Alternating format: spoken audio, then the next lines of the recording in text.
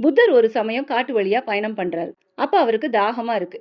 கூட வந்த சீடர்கள்ல ஒருத்தரை கூப்பிட்டு எனக்கு எங்கேயாவது போய் தண்ணி எடுத்துட்டு வான்னு சொல்றாரு. அந்த சீடரும் எங்கெங்கேயோ தேடி பார்த்து கடைசியா ஒரு குளத்துக்கிட்ட வர்றாரு.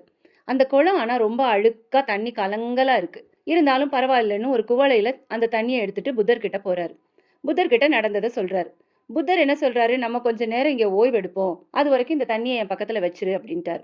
ஓய்வு எடுத்து முடிச்சதுக்கு அப்புறம் அந்த தண்ணியை எடுத்து புத்தர் குடிக்கிறார்.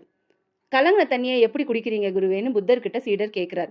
தண்ணி கலங்கள் எல்லாம் தெளிவாயிருச்சு அப்படின்னு சொல்லிட்டு புத்தர் சொல்றாரு, இந்த தண்ணி மாதிரி தான் நம்ம மனசும் சில நேரங்கள்ல ரொம்ப குழப்பமா இருக்கும், சில நேரங்கள்ல ரொம்ப சோகமா இருக்கும், சில நேரங்கள்ல ரொம்ப கோபமாவும் இருக்கும்.